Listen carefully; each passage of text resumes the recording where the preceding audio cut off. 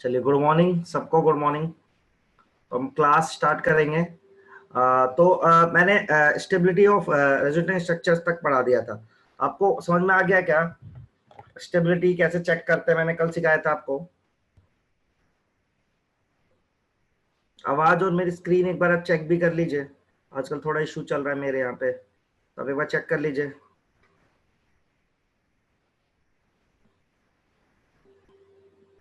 हाँ, एनओसी पढ़ाया था मैंने, बिल्कुल।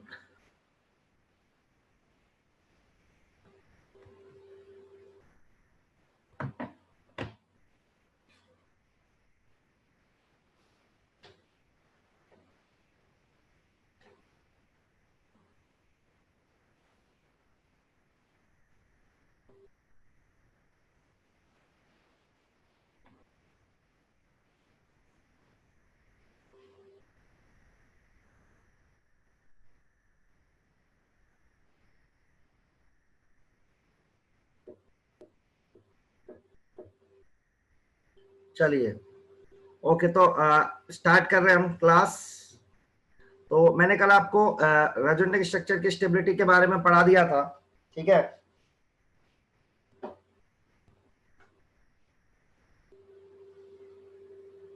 ठीक है, स्टेबिलिटी ऑफ रेजोनेंट स्ट्रक्चर तक मैंने आपको पढ़ा दिया था। अब हम आज स्टार्ट करने वाले हैं थोड़ा सा और उसके आगे, और हम GOC1 आज शायद खत्म कर देंगे, मोस्ट प्रोबेबली। तो मैंने आपको बताया था कि जो रेजोनेंस है, basically it is the delocalisation of pi electron due to the delocalisation of pi electrons. ठीक है, हम एक पर्टिकुलर स्ट्रक्चर के मल्टीपल स्ट्रक्चर्स बनाते हैं। एक स्ट्रक्चर के अपने पास काफी स्ट्रक्चर होते हैं, and those structures are known as resonant structure, जो कि इमेजिनरी होते हैं, जो कि बेसिकली क्या होता है, नेचर में एग्जिस्ट नहीं करते हैं। उन सब का मिक्सचर, मतलब उन सबको कंबाइंड कर दे, उन सबकी जो प्रॉपर्टी रखता है, that will be resonance hybrid. And जो रेजोनेंट स्ट्रक्चर होते हैं वो इक्वली कंट्रीब्यूट नहीं करते हैं in resonance hybrid. They will contribute in resonance hybrid according to their energy. that means the structure which is more stable, that means which has less energy, is more contributing towards resonance hybrid, और high energy structure कम contribute करेगा। ये मैंने आपको सिखा दिया था, ठीक है। और उसके कंट्रीब्यूशन को देखने के लिए आप स्टेबिलिटी चेक करते थे। स्टेबिलिटी कैसे चेक करते थे? वही न्यूट्रल, ऑक्टेट और चार्ज। तो now I am starting the thing.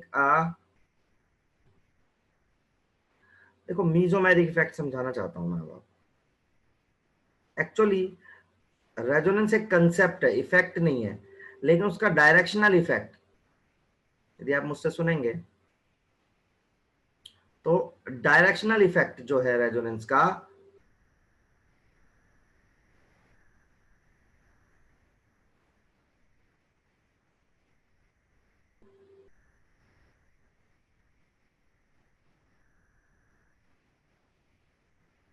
ठीक है, मतलब मेसोमेरिक इफेक्ट का मतलब क्या है? Directional effect of resonance. देखो, डायरेक्शनल इफेक्ट का मतलब क्या बेटा? देखो, आपके पास ना एक कॉन्जुगेटेड सिस्टम है, राइट?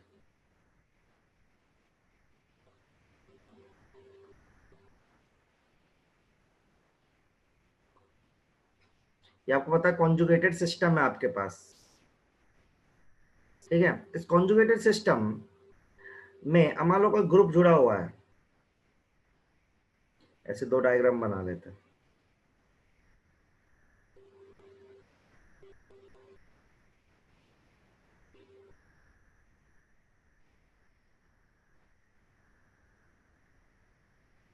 ठीक है, तो कॉन्जुगेटेड सिस्टम है, इससे भी ग्रुप जुड़ा हुआ है। अब ये ग्रुप जो है अपना, ये जो ग्रुप है, ये जो ग्रुप जो है अपना, ये इलेक्ट्रॉन खींच भी सकता है अपनी तरफ, इलेक्ट्रॉन दे भी सकता है, ठीक है। तो दो तरह का हो सकता है, मतलब कॉन्जुगेटेड सिस्टम में इलेक्ट्रॉन डेंसिटी क्या हो सकती है? एनहांस हो सकती है, डिक्रीज हो सकती है। मतलब ये ग्रुप या तो इलेक्ट्रॉन अपनी तरफ अट्रैक्ट करेगा, कॉन्जुगेटेड सिस्टम अट्रैक्ट मतलब या तो कॉन्जुगेट करके अपनी तरफ लेके आएगा, या कॉन्जुगेट करके लेके जाएगा। तो ये डायरेक्शनल इफेक्ट है। तो जब लेके आएगा तो ग्रुप पे कैसे चल जाएगा? माइनस आई, तो उसको बोलते हैं माइनस एम। और जब देगा तो इस पे खुद पे कैसे चल जाएगा प्लस, तो उसको बोलते हैं प्लस एम।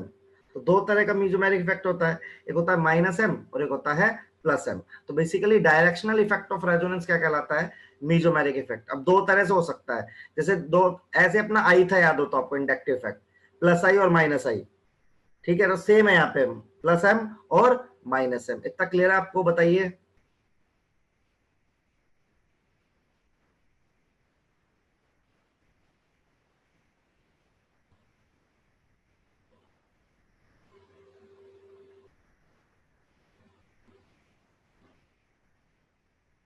देख लो डेफिनेशन सबको क्लियर है। चलो, अब ये दिक्कत आती है सर, हमें कैसे पता चलेगा दोनों में डिफरेंस क्या है, किसमें राज, रेजोनेंस इफेक्ट, रेजोनेंस और मीजोमेरिक इफेक्ट में।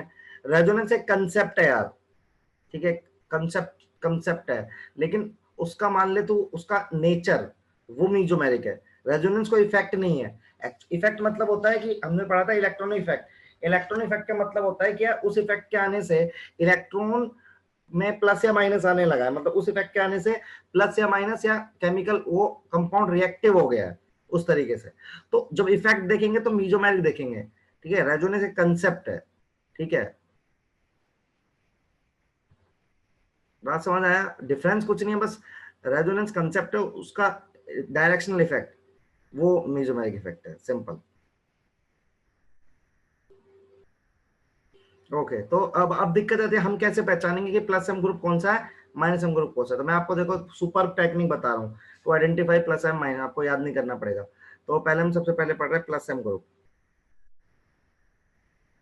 प्लस एम ग्रुप को आप क्या बोल सकते हो, प्लस एम क्या होता है, जो इलेक्ट्रॉन देता है, तो हम इनको बोलते हैं इलेक्ट्रॉन डोनेटिंग।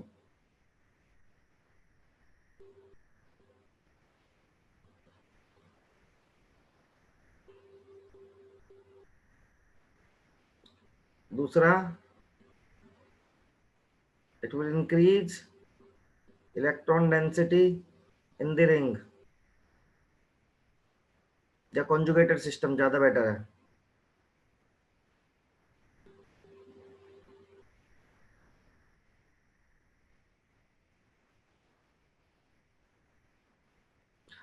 अब पहचानेंगे कैसे कि प्लस एम को तरीका है पहचानने का, सब लोग देखो, कनेक्टिंग एटम में एक्स ले रहा हूं, पर या तो नेगेटिव चार्ज हो या कनेक्टिंग एटम पर लोन पेयर हो। यदि ये दो कंडीशन में से कोई भी एक कंडीशन हो, कनेक्टिंग एटम पर या तो नेगेटिव चार्ज हो, तो वो कहलाता है प्लस एम। कनेक्टिंग एटम पर आपको चेक करना है तो नेगेटिव चार्ज या तो लोन पेयर। फॉर एग्जांपल देखो, मैं बताता हूं आपको।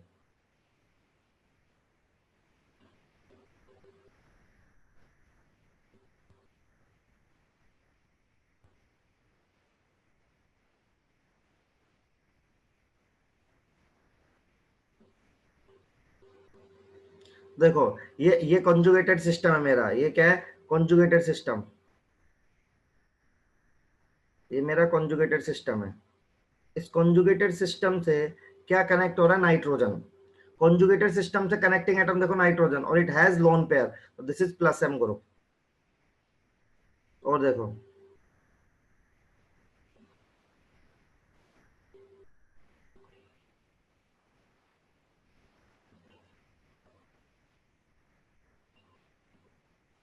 कॉन्जुगेटेड सिस्टम से क्या कनेक्ट है यहाँ पे, अब देखो क्लियर, ऑक्सीजन कनेक्टेड है, और ऑक्सीजन पर क्या है, नेगेटिव चार्ज, तो ये कैसा ग्रुप हो गया, प्लस एम। तो या तो कनेक्टिंग एटम पर लोन पेयर हो या तो कनेक्टिंग एटम पर नेगेटिव चार्ज, जैसे और देख सकते हो आप,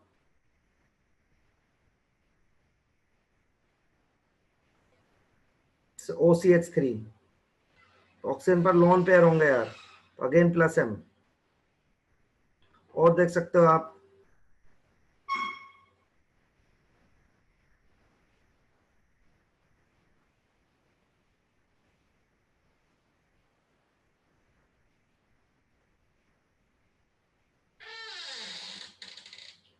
यहाँ पे लोन पेयर है तो कनेक्टिंग एटम पर लोन पेयर, तो अगेन प्लस एम। समझे क्या आप लोग। तो या तो जो अपने कॉन्जुगेटेड सिस्टम से जो एटम कनेक्ट हो रहा है उसके पास या तो लोन पेयर होना चाहिए या फिर उनसे negative charge. This simplify show group is plus M. बताइए, क्लियर है आपको? प्लस एम पहचान लोगे?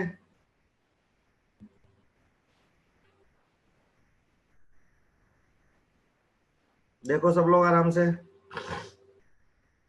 कुछ भी आ सकता है। इनकी स्टेबिलिटी मान से, इनकी स्टेबिलिटी कुछ नहीं होगी, ये तो अलग अलग स्ट्रक्चर्स है ना। इनकी स्टेबिलिटी तो फिर हमें बहुत ढंग, मतलब इनकी स्टेबिलिटी नहीं चेक कर सकते, इनकी स्टेबिलिटी तो सब अलग अलग ही है, तो बहुत दिक्कत आ जाएगी। यदि देखिए कनेक्टिंग एटम पर लोन पेयर हो या नेगेटिव चार्ज हो, जैसे मेरा एक कॉन्जुगेटेड सिस्टम है, तो यहाँ कनेक्टिंग एटम है नाइट्रोजन, तो इस पे लोन पेयर है। यहाँ पे कनेक्टिंग एटम है ऑक्सीजन, यहाँ पे कनेक्टिंग एटम है ऑक्सीजन, यहाँ पे कनेक्टिंग नाइट्रोजन। तो कॉन्जुगेटेड सिस्टम से जो एटम कनेक्ट हो रहा है, आइदर उसके पास होना चाहिए लोन पेयर, और होना चाहिए उसके पास क्या, नेगेटिव चार्ज। कोई भी एक चीज हो, या तो उसके पास लोन पेयर हो, या तो उसके पास क्या हो, नेगेटिव चार्ज हो। तो यहाँ पे देखो नाइट्रोजन कनेक्टिंग एटम है यार, लोन पेयर है। यहाँ पे कौन है, ऑक्सीजन, नेगेटिव चार्ज है। यहाँ पे कौन है, लोन पेयर है। यहाँ पे कौन है, नाइट्रोजन है। तो कनेक्टिंग एटम चेक करना होता है हमें बस।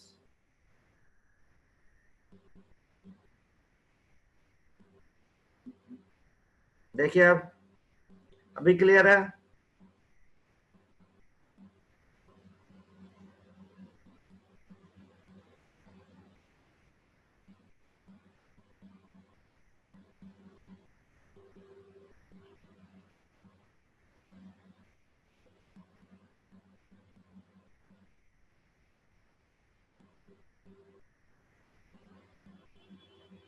हाँ, प्लस एम को प्लस आर भी बोल सकते हैं, किसी ने पूछा है।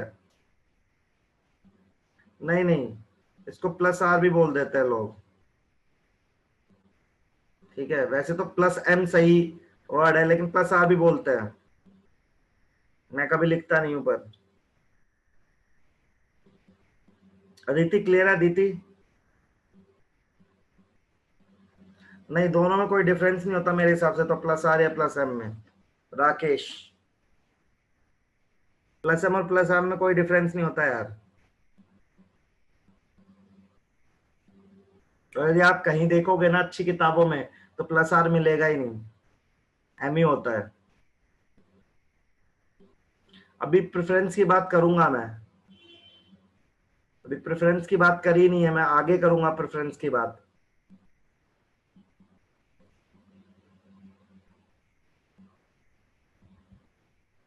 आगे बढ़ सकते हैं, लिख लिया जिसने, जिसको स्लाइड चाहिए थी? माइनस एम पहचानते सब लोग, ध्यान से देखो।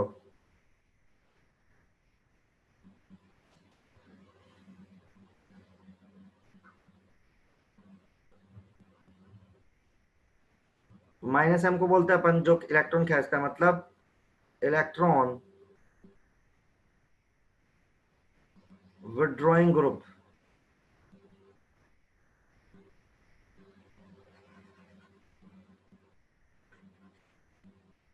इलेक्ट्रॉन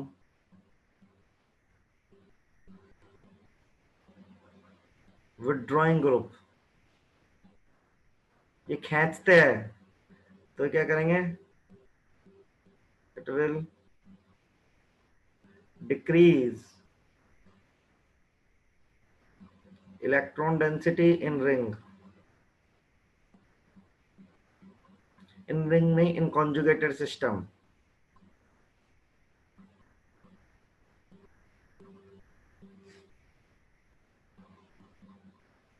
अब देखिए इसमें क्या है, इसका तरीका क्या है, आइडेंटिफिकेशन का तरीका देख लीजिए आप।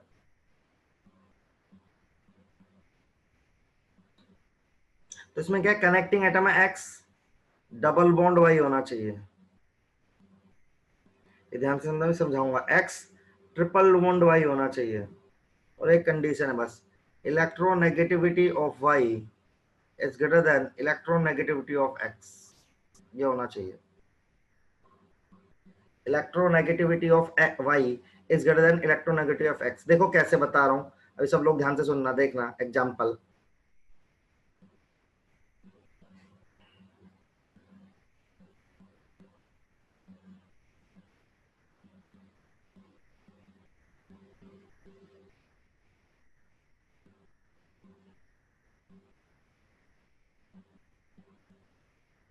देखो, अब आपने देखो कनेक्टिंग एटम कौन है, नाइट्रोजन, इसका एक्स नाम है, वाई ये है, ठीक है। तो देखो ऐसा बन रहा है सब लोग, देखो एक्स डबल बॉन्ड वाई, मतलब नाइट्रोजन डबल बॉन्ड ऑक्सीजन, ये कनेक्शन है यहाँ से।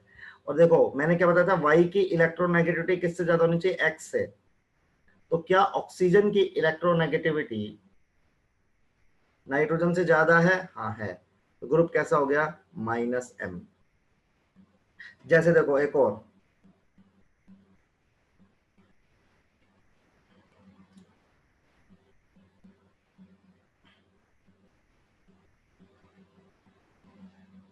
तो यहाँ पे क्या है, कार्बन डबल बॉन्ड ऑक्सीजन ऐसे जुड़ा हुआ है, ठीक है, ये है एक्स, ये है वाई। तो ऑक्सीजन की इलेक्ट्रोनेगेटिविटी किससे ज्यादा है, कार्बन से। तो ये भी कैसा ग्रुप हो गया, -M। मतलब कनेक्टिंग एटम एक्स है, उससे वाई कनेक्टेड है, और वाई की इलेक्ट्रोनेगेटिविटी ना यार एक्स से ज्यादा होनी चाहिए। यदि ऐसा है तो ग्रुप है -M। मेरी बात समझ रहे हैं क्या आप? जैसे और एग्जांपल भी ले सकते हैं, बहुत सारे एग्जांपल हम ले सकते हैं। जैसे ये रहा CONH3, सेम केस, यहाँ पे भी क्या ग्रुप आएगा, -M, क्योंकि carbon double bond oxygen and the same thing. देखिए समझ में आया क्या आपको? देखिए कैसे देखेंगे -M, आज तक आपने ऐसा पढ़ा नहीं होगा -M, ठीक है, लेकिन हमेशा कंफ्यूजन होता है सर +M कौन सा, -M कौन सा है। आप ये तरीका याद रखो, आपको कभी प्रॉब्लम ही नहीं आएगी, कौन सा ग्रुप है -M कौन सा +M, सब अपने आप हो जाएगा। यार डबल बॉन्ड लेना है, मानसी double bond, X double bond Y, तो नाइट्रोजन डबल बॉन्ड ऑक्सीजन, या डबल या ट्रिपल।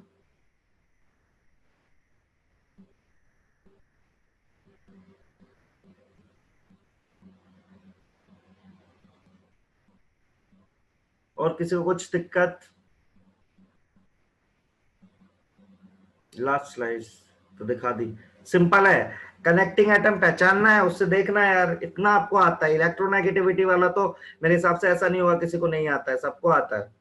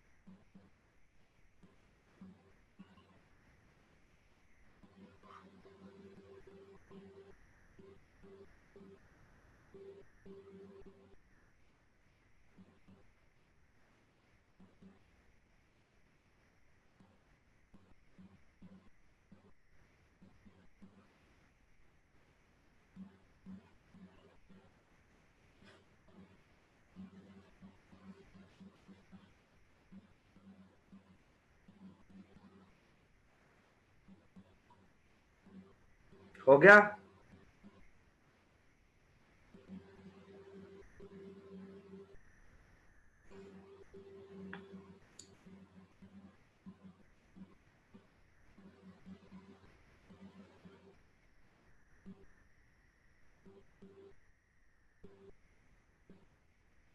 बढ़िया, चलिए, तो कुछ ग्रुप आप पहचान के बताओ मुझे, ठीक है।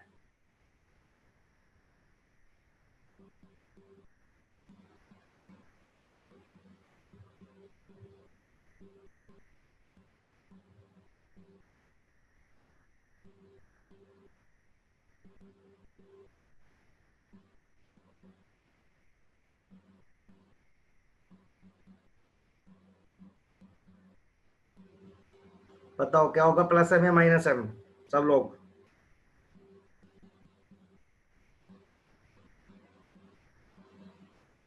प्रिया आपने हैंड रेज किया है, कोई दिक्कत है बेटा?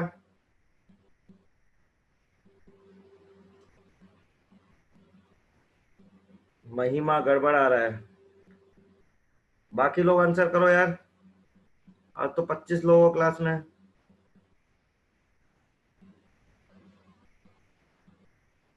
ओके बेटा, कोई बात नहीं प्रिया, आंसर कर दो बेटा। विनय, आर्या, यशी,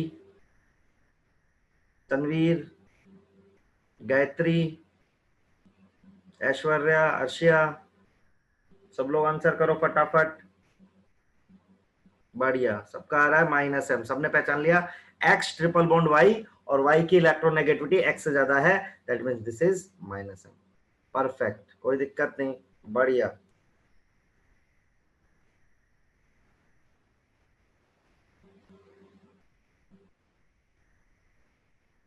चलो और बताएंगे कुछ ग्रुप।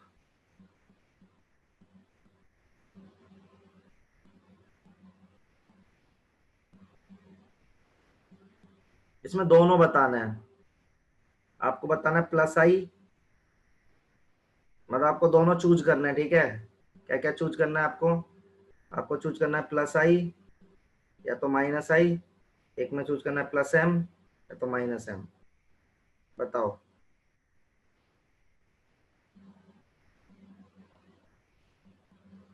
क्लोरोबेंजीन बोलते हैं इसको।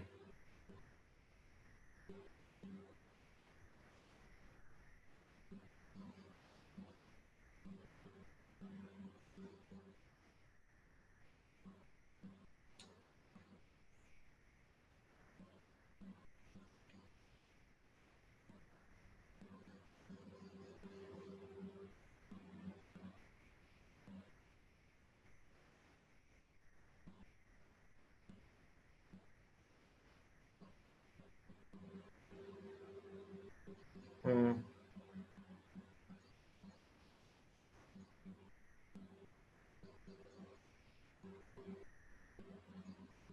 बढ़िया यार, सबका आंसर आ रहा है, बहुत अच्छा। कि इस पे लोन पे है तो प्लस एम है, और हमने याद करा था, याद को प्लस आई में हमने याद करा था O minus, CO minus, 3 degree, 2 degree, 1 degree, this is minus आई।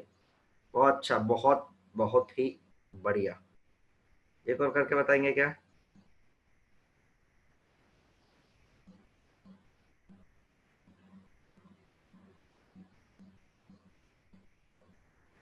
इसमें प्लस एम या माइनस एम पहचानना है।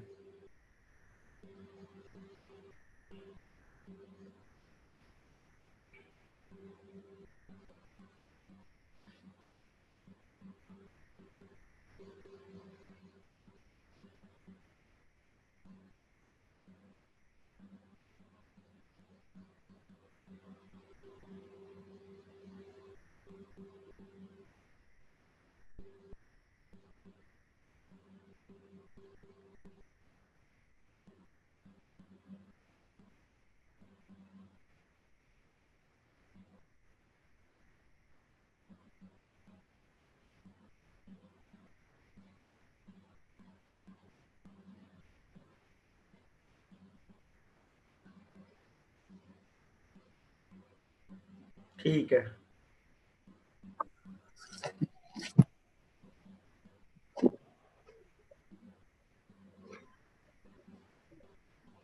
तो माइनस एम आ गया ये। ठीक है, तो आपको समझ में आ गया, बताइए। इंडक्टिव और रेजोनेंस में खत्म कर रहा हूँ जितना था। अभी इसका एप्लीकेशन मैं पढ़ाऊंगा GOC2 में, इनका एप्लीकेशन है। इतना क्लियर है सबको? इंडक्टिव बेसिक डेफिनेशन क्या होता है, इसका एप्लीकेशन नहीं पढ़ा है मैंने। एप्लीकेशन आता है एसिड बेस निकालने में, कार्बोकेटायन कार्बोएनायन में, ठीक है, वहां पे। इतना आपको क्लियर है तो मैं नेक्स्ट इफेक्ट की तरफ जाना चाहता हूं, that is known as hyper conjugation.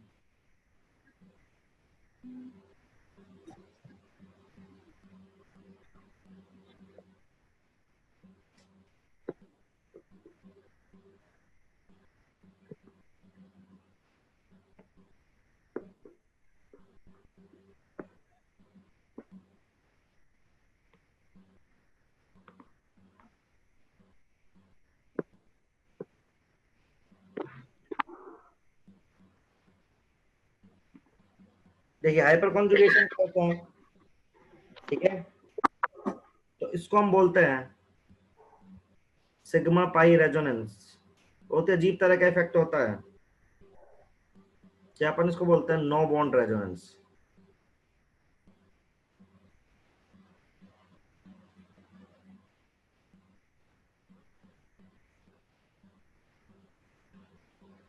ठीक है।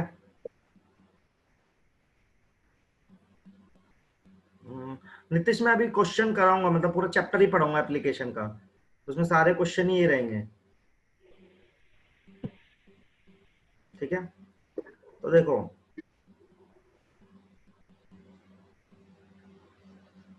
ना, तो इसको इसमें क्या होता है, मैं इसमें ना आपको पढ़ाना चाहता हूँ सीधा कहाँ कहाँ लगता है।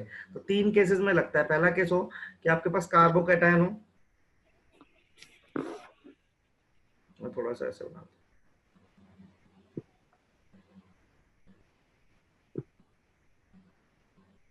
तीन केस है इसके। केस नंबर वन, मान लो आपके पास कोई कार्बोकैटायन हो और उससे अगला कार्बन sp3 हो और उस पर एटलीस्ट एक हाइड्रोजन हो, कम से कम एक हाइड्रोजन हो। अगला कार्बन, ये कार्बन कंपलसरी कैसा होना चाहिए sp3, और मिनिमम एक हाइड्रोजन होना चाहिए इसके पास।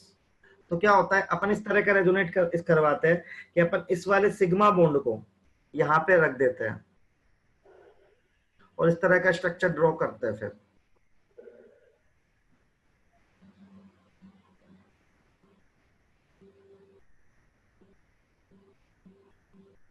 तो हाइड्रोजन हवा में रहता है, एक केस ये है। दूसरा केस कि आपके पास डबल बॉन्ड हो और उससे अगला कार्बन अगेन आपके पास sp3 हो और उस पर भी हाइड्रोजन हो।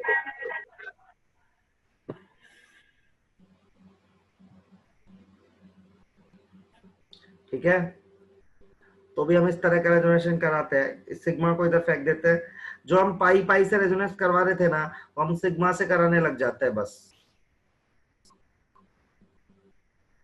तो ये जो हाइड्रोजन बचता है ना, ठीक है, इसको यहाँ पे कोई बॉन्ड नहीं है। And third condition is, again आपका एक फ्री रेडिकल हो, उससे अगला कार्बन आपके पास sp3 हो और उस पर एटलीस्ट आपके पास हाइड्रोजन हो। बहुत ज्यादा डिटेल में नहीं जाएंगे क्योंकि आपको उतना ज्यादा काम भी नहीं आएगा ये, आप बस इसको याद रखें कहाँ कहाँ होता है। तो इसमें ऐसे होता है।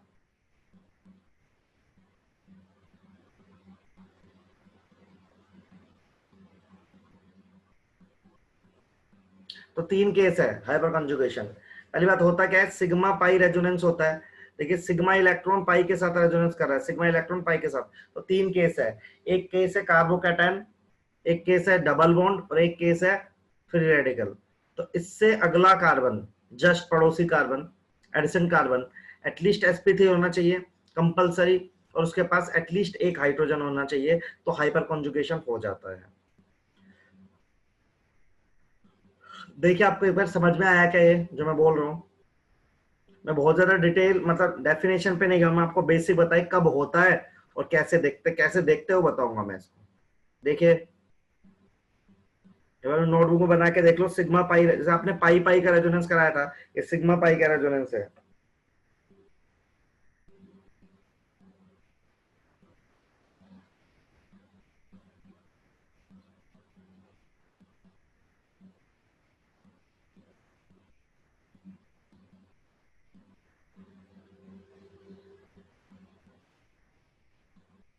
थर्ड केस रिपीट कर दूं, थर्ड केस है फ्री रेडिकल, मतलब सिंगल इलेक्ट्रॉन वाला, उससे अगला कार्बन sp3 होना चाहिए। तो यहां से देखो मैंने H तोड़ा, तो तोड़ के एक एक इलेक्ट्रॉन, मैं इसको थोड़ा और डिटेल कर देता हूँ अच्छे से।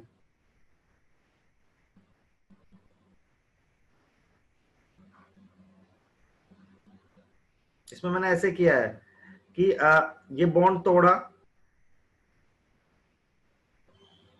इसके बाद दो इलेक्ट्रॉन होंगे,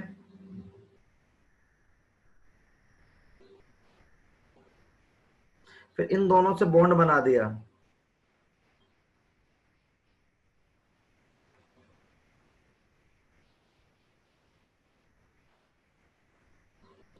ऐसे करके। थर्ड केस है ये। ठीक है, दिखती थर्ड केस रिपीट कर दिया। समझ आया क्या यार? ये 3 केस है। डबल बॉन्ड से अगला कार्बन, सिंपल है, आप ज्यादा टेंशन लो ही मत। डबल बॉन्ड से अगला कार्बन sp3, हाँ anyhow you have to double form, yes yes. तो कार्बोकैटायन से अगला कार्बन sp3 होना चाहिए, ठीक है, प्लस से अगला कार्बन या फिर रेडिकल से अगला कार्बन, और उस पर एटलीस्ट 1 हाइड्रोजन होना चाहिए। कंडीशन क्या है?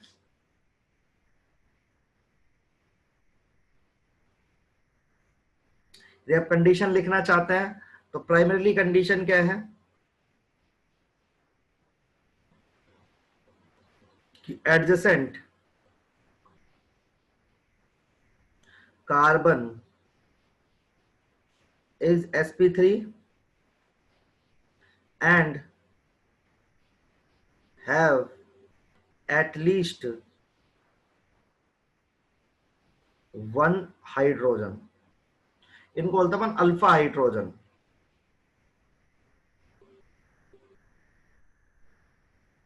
इनको क्या बोलते हैं अपन? अल्फा हाइड्रोजन, ठीक है। आप लिख सकते हैं कंडीशन, बहुत इंपॉर्टेंट कंडीशन है ये।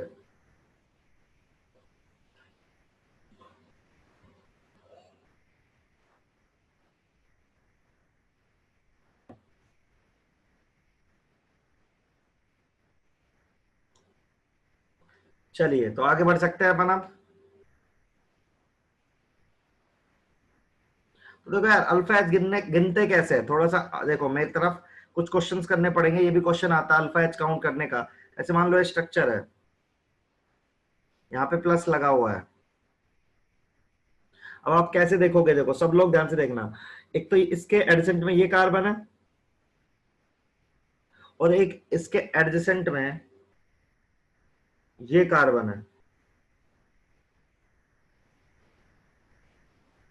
एक, एक तो भाई देखो ये कार्बन है, और एक ये कार्बन है।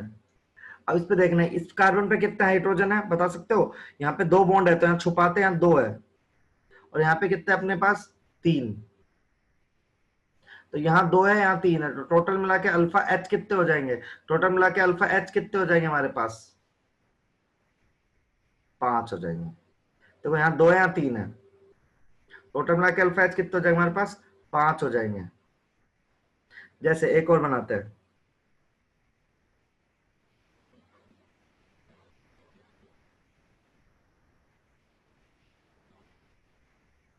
ठीक है। अब देखो सब लोग, इसमें देखोगे आप, तो ये डबल बॉन्ड है, तो इससे एक तो ये कार्बन है sp3, और एक ये कार्बन है sp3।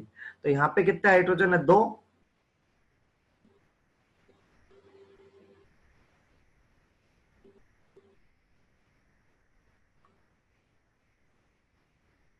यहाँ पे कितने अपने पास? 2। और यहाँ पे कितने अपने पास? 2। तो अल्फा एच कितने आ जाएंगे इसके पास टोटल? 4। समझ रहे हो आप मेरी बात? समझ रहे हैं क्या? समझे क्या? अल्फा एच निकालना समझे क्या? हाँ या ना? ये क्वेश्चन आपके नीट में आ सकता है, अल्फा एच काउंट करने का क्वेश्चन आपके नीट में आ सकता है।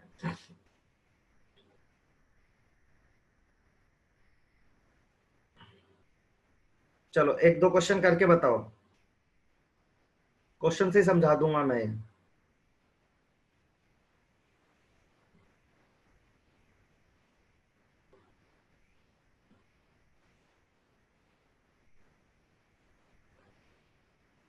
इसमें काउंट करके बताइए सब लोग।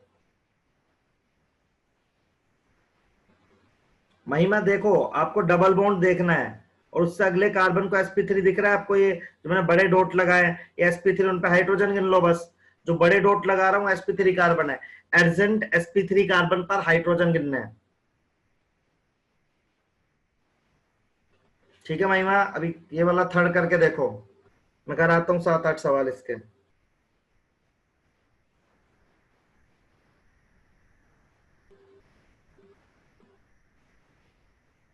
7 आ रहे लोग का आंसर?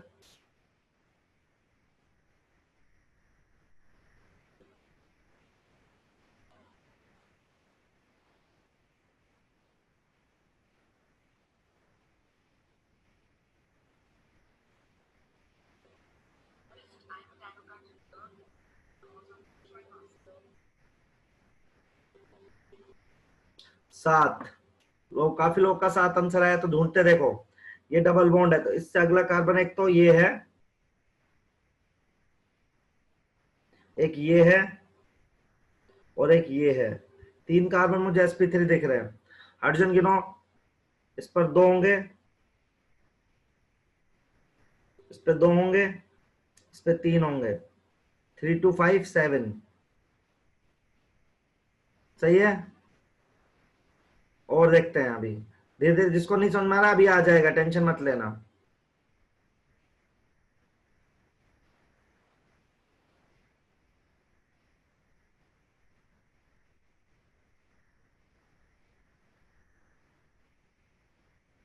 बताओ, इसमें बताओ, इसमें बताओ। अभी और भी दे रहा हूँ सवाल अलग अलग तरह के, टेंशन मत लो आप, आ जाएगा समझ।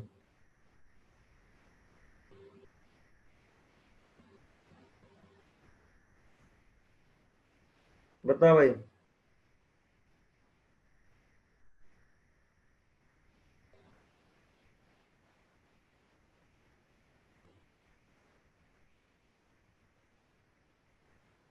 8 आ रहा है लोग का आंसर। बढ़िया, बाकी लोग, सब लोग देखो।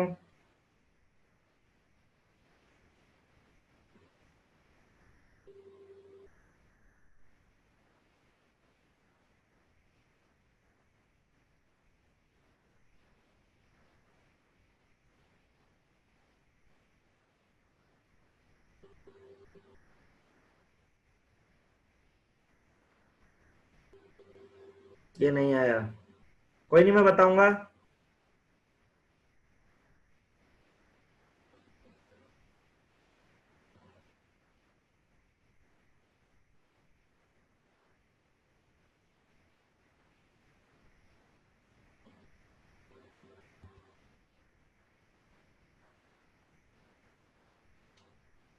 चलिए, तो sp3 कार्बन देखें इसमें। देखो, एक तो यहाँ पे है, यहाँ पे है, यहाँ पे है, यहाँ पे है। तो देखो आप, इस पे पास, इसके पास कितने हैं? दो, दो, दो, दो। टोटल मिला के कितने हो गए? 8। Next question.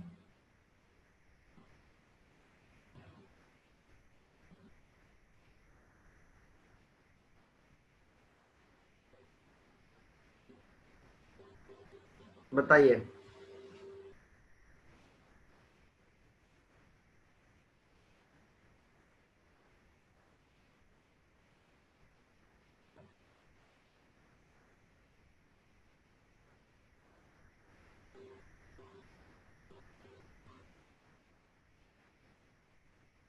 ध्यान से करो इसमें।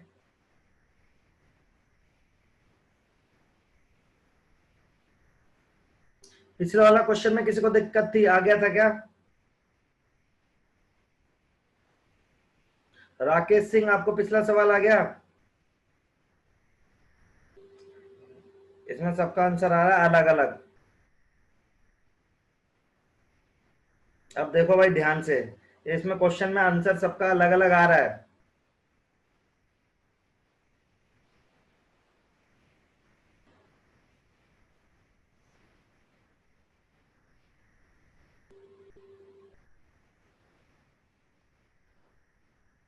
थोड़ा सोचो इस क्वेश्चन को।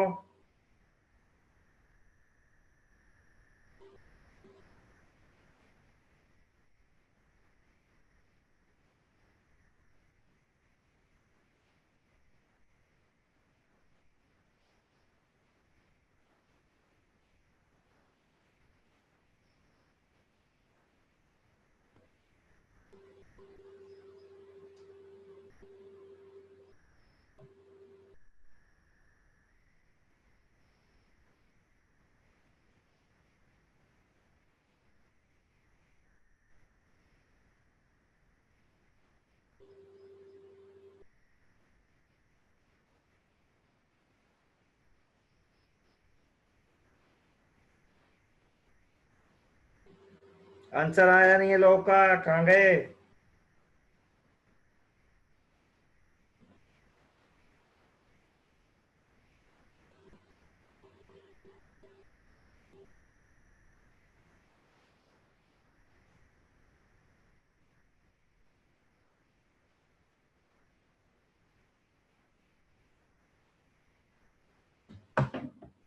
7 और 8, 5 6। चलो हम भी करके देख लेते हैं।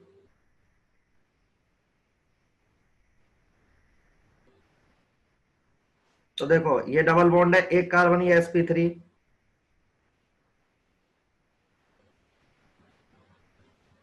इससे अगला यहाँ पे तो नहीं है, ये प्लस है, इससे अगला ये sp3 है। अब ये डबल बॉन्ड है, इससे अगला यहाँ पे sp3 है, और एक ये तो नहीं है, सॉरी, अगले ढूंढने हैं बस। एक यहाँ का sp3 है, सारे ढूंढ लिए मैंने, जिस जो जो मेरे डबल बॉन्ड या प्लस से अगले थे। चेक करता हूँ, इधर 2 है,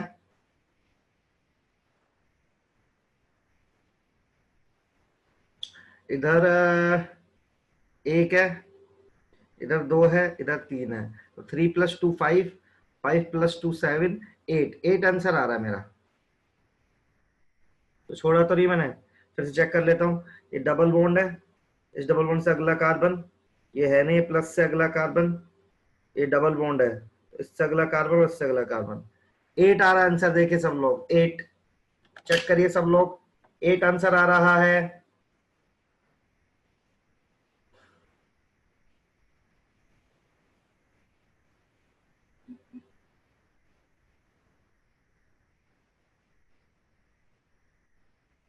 हाँ तो आसपास वाले ही किया है लड़की। क्या नाम है तेरा?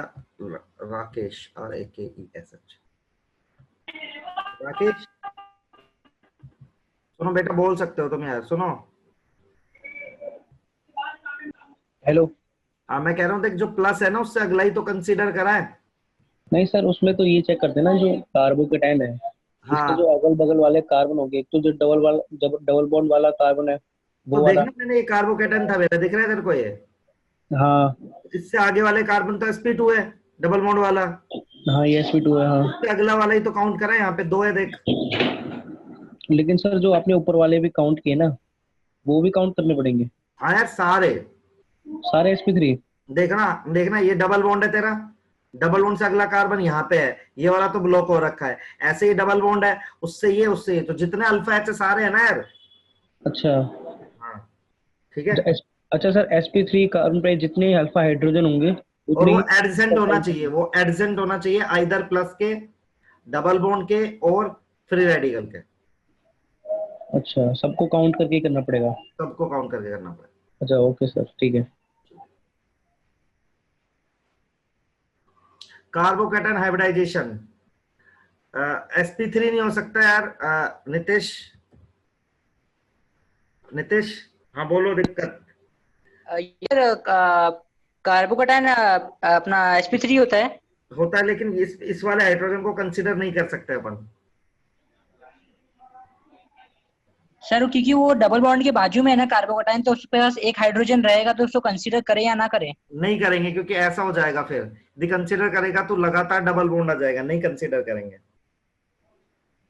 सर फिर से एक बार बताइए। नहीं करेंगे कंसिडर, वो sp2 रहेगा कार्बोकेटन, sp3 नहीं। अच्छा sp2 रहेगा carbocation. Hmm hmm. Okay sir, thank you.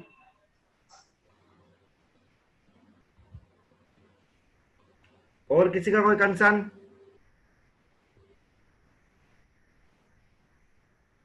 एक क्वेश्चन और करके देखो, चलो।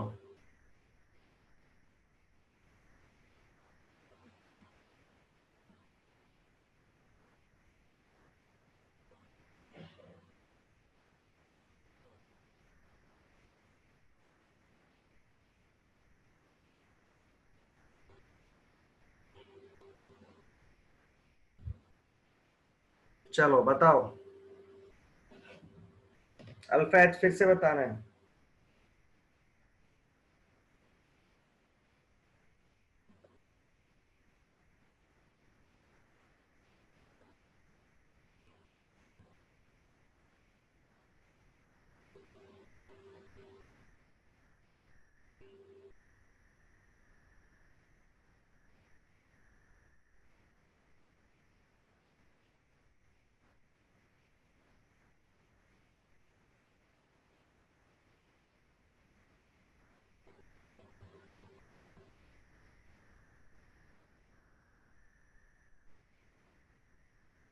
सोलह कैसे आ गए राकेश?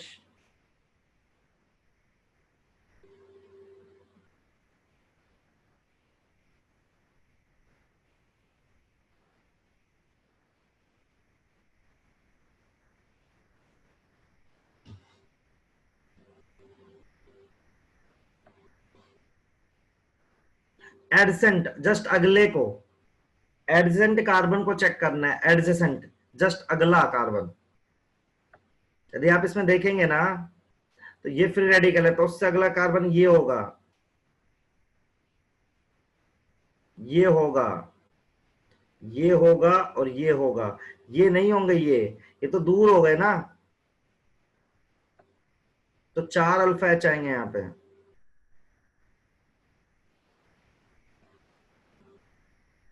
एडसेंट कार्बन मतलब कि यदि यहाँ पे फ्री रेडिकल है तो उसके अगला कार्बन या तो इधर कार्बन है तो तीनों डायरेक्शन वाला कार्बन।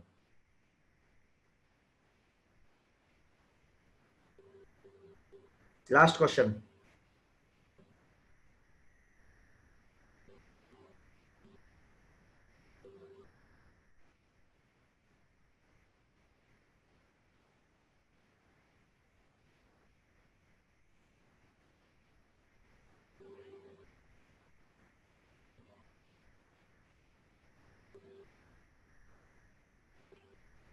चलिए बस ये लास्ट क्वेश्चन है, इसके बाद नहीं करेंगे।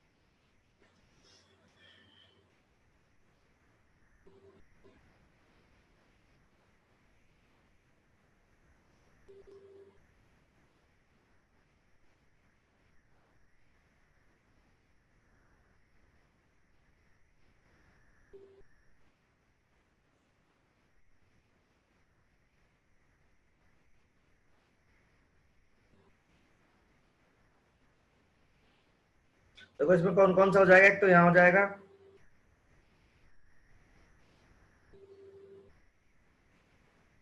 ठीक है, और यहाँ हो जाएगा, और ये इस पे 3 और 1 4, हाँ 4 आ रहा है। मतलब यहाँ पे 3 रहेंगे, यहाँ पे 1 ही रहेगा। नीतीश 4 आ रहा है, 5 नहीं आ रहा बेटा। यहाँ पे 1 2 3 एक ही हाइड्रोजन होगा ना।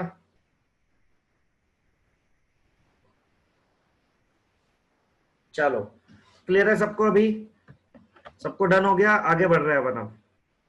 तो इसका एक एप्लीकेशन ना हम यहाँ पढ़ लेते हैं, इसका पढ़ लेते हैं, बाकी का तो नहीं पढ़ा, बाकी का तो मैं स्टार्ट ही करूंगा अब। तो एक एप्लीकेशन आपको पढ़ना है इसका, जो काम भी आता है, स्टेबिलिटी ऑफ एल्कीन, सेम है जो आप अभी तक पढ़ते आए हैं। तो कुछ नहीं है यार, जितने ज्यादा अल्फा एच रहेंगे, more the number of alpha H directly proportional to, ऐसे करते हैं stability directly proportional to number of alpha H inversely proportional to HOH। HOH अभी बाद में पढ़ाऊंगा क्या होता है, लेकिन अभी बस आप याद रख लेना, इसको बोलते हैं हीट ऑफ हाइड्रोजिनेशन। ये मैं पढ़ाऊंगा क्या होती है, अभी के लिए आप सिंपल याद रख लेना, ठीक है। तो हीट ऑफ हाइड्रोजन क्या होती है मैं बताऊंगा आपको, क्योंकि अभी के लिए आप याद रखेंगे कि एक एल्कीन की स्टेबिलिटी डिपेंड करती है कितने उस पे अल्फा एच होंगे। तो जितने ज्यादा अल्फा एच होंगे उतनी ज्यादा स्टेबिलिटी रहेगी, उतनी कम HOH रहेगी, उतनी कम रहेगी हीट ऑफ हाइड्रोजिनेशन, ठीक है। हीट ऑफ हाइड्रोजिनेशन क्या होती है पढ़ाना बाकी है, मैं पढ़ाऊंगा आपको बाद में, ठीक है। अभी आप जस्ट इसको याद रखेंगे। तो एक एप्लीकेशन है, आप लिख लीजिए, देख लीजिए। अब इसका क्वेश्चन कराने का कोई सिग्निफिकेंस नहीं है यार, अभी पीछे कराए हैं, अल्फा एच ही काउंट करना है, कुछ नहीं करना, ठीक है।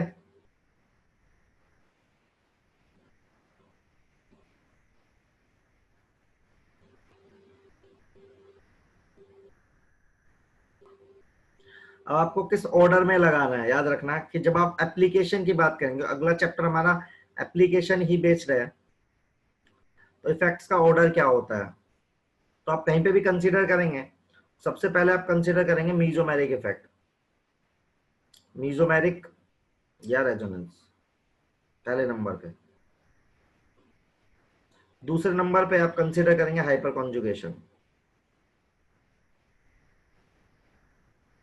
ये बताऊं कैसे आपको ऑर्डर याद रखना है कि आप कहीं पे लगाएंगे तो पहले कोई एप्लीकेशन जब भी स्टार्ट करता है सबसे पहले मीजोमेरिक रेजोनेंस लगाते हैं, उसके बाद हाइपर कंजुगेशन लगाते हैं, और तीसरे नंबर पर लगाते हैं अपन इंडक्टिव। एक एक्सेप्शन है इसका बस, क्या? हेलोजेंस।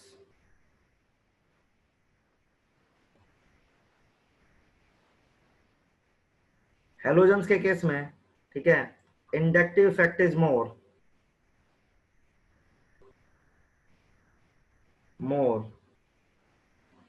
एज कंपेयर टू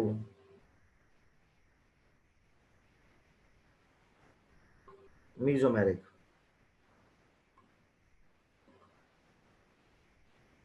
ठीक है, तो हेलोजन के केस में ना, हेलोजन के केस में inductive effect is more as compare, वहां पे अपन इंडक्टिव पहले लगाते हैं, मीजोमेरिक बाद में लगाते हैं। एचओएच लड़के भी एक्सप्लेन नहीं कर सकता, मैं एक्सप्लेन कर दूंगा, ठीक है। अभी अभी कोई सिग्निफिकेंस नहीं है एचओएच का, मैं आगे और मैं एक्सप्लेन कर दूंगा, क्योंकि मैं इसलिए एक्सप्लेन नहीं कर रहा हूँ, खाली एक फैक्टर नहीं हाइपर कंजुगेशन जिस पर की हीट ऑफ हाइड्रोजनेशन डिपेंड करता है, खाली एक फैक्टर नहीं है, खाली एचओएच हाइपर कंजुगेशन से ही नहीं आता है, और भी फैक्टर से आता है। तो अभी जस्ट ये पढ़ा इसलिए मैंने बताया, तो इसलिए एक्सप्लेन करने का कोई सिग्निफिकेंस नहीं है, लेटर मैं इसको एक्सप्लेन कर दूंगा आपको एचओएच क्या होती है। कुछ नहीं होती है, हाइड्रोजन जुड़ने पर कितनी एनर्जी रिलीज होती है बस, ठीक है। बाकी मैं अच्छे से पढ़ाऊंगा ही, आप ये बहुत ध्यान से देख लीजिए, क्योंकि अगला चैप्टर हमारा यही चलेगा कि जब भी आप इनके एप्लीकेशन लगाएंगे, कभी भी यूज कर रहे हो इफेक्ट को, तो सबसे पहले आप मीजोमेरिक इफेक्ट लगाएंगे, ठीक है। अब वो प्लस या माइनस हम देखेंगे, क्या बढ़ेगा क्या घटेगा, कौन घटाएगा वो देखेंगे। Hyperconjugation and then inductive effect, ठीक है। और इंडक्टिव इफेक्ट ये आपको याद रखना, हेलोजेंस का inductive effect is greater as compare to mesomeric effect. तो ये बहुत इंपॉर्टेंट स्लाइड है। अब हम यहां से आगे GOC2 स्टार्ट करेंगे।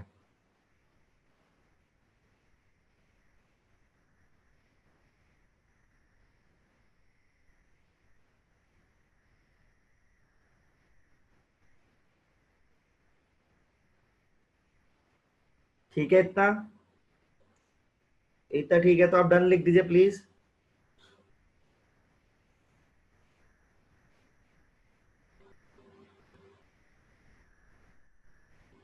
या कुछ पूछना है तो आप पूछ सकते हो पूरे में से। आपके मैं माइक ऑन कर देता हूँ, यदि किसी को GOC1 में से कुछ भी पूछना है तो आप, अभी तक मैंने जितना पढ़ा है, ठीक है, कंफ्यूज नहीं होना, आप अपने माइक को ऑन कर सकते हैं, अभी आपको मैंने परमिशन दे दी है, तो आप ऑन करके अभी तक, मतलब इंडक्टिव, रेजोनेंस और मीजोमेरिक में यदि आपको कोई डाउट आ रहा है तो अपना माइक ऑन करके आप मुझसे पूछ सकते हैं, जितने भी लोग हैं, एट ए टाइम एक ही बंदा बोलना बस, ठीक है। आप माइक ऑन कर सकते हो, ये मैंने परमिशन दे दी है, यदि किसी को कुछ कुछ पूछना है तो तीनों में से, नहीं तो मैं आगे बढ़ जाऊंगा। Hello, sir. हाँ बोलो।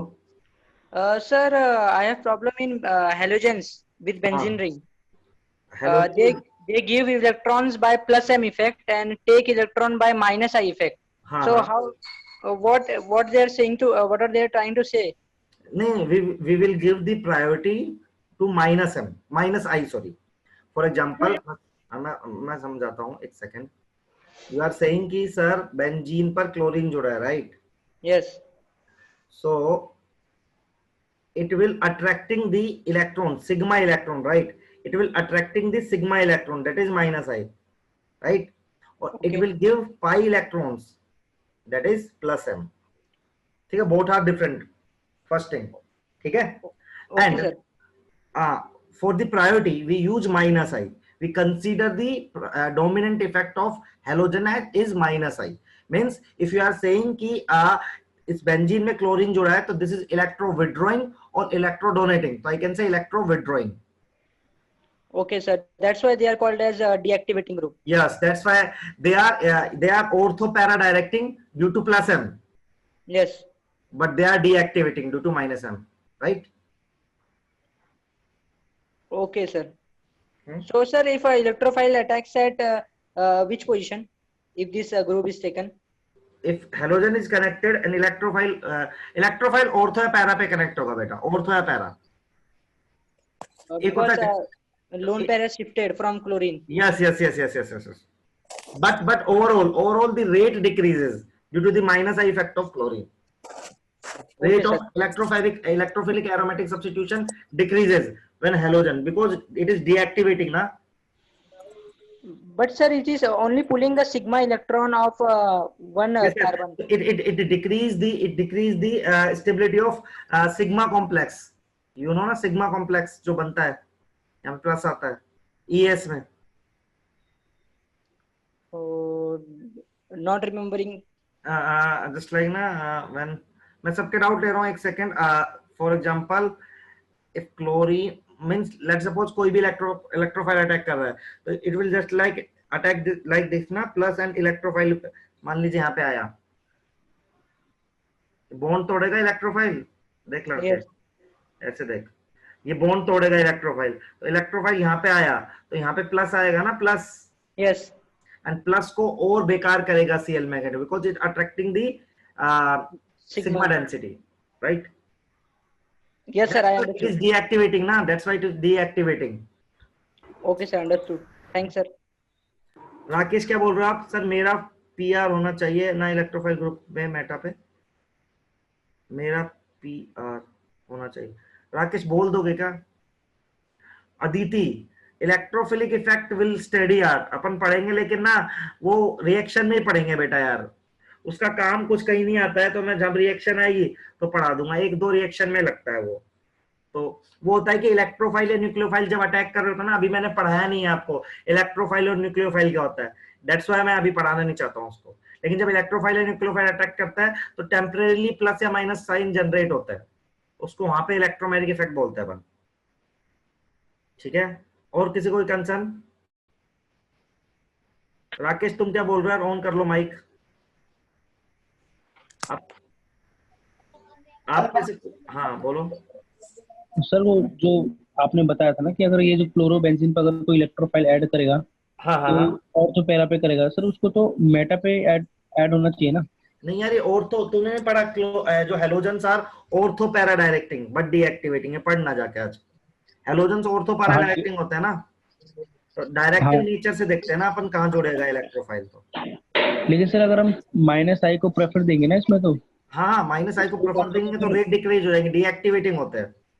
तो डीएक्टिवेटिंग के अकॉर्डिंग रेट कम करते हैं. 2 तरह के ग्रुप होते हैं, एक होता है डायरेक्टिव नेचर वाले, एक होता है एक्टिवेटिंग या डीएक्टिवेटिंग. तो रेट डिक्रीज करेगा, रेट ओवरऑल रिएक्शन की.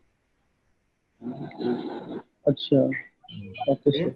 फिर तो ऑर्थो पैरा का कोई मतलब नहीं रह जाएगा ना बेटा. सर जैसे मान लो अगर ये डीएक्टिवेटिंग ग्रुप है, तो अगर ये डीएक्टिवेटिंग ग्रुप है तो अगर कोई इलेक्ट्रोफाइल ऐड वैसे होगा तो ना तो हर, मैं बताता रहा हूँ, हर डीएक्टिवेटिंग ग्रुप मेटा डायरेक्टिंग होता है. ठीक है, हाँ ये तो पता है. लेकिन ये दिक्कत है इसमें, क्या बोलते हैं अपन को, हेलोजेंस में. हेलोजन ही एक्सेप्शन है. आज जाके चेक करना, मैं भी पढ़ाऊंगा ES में ना.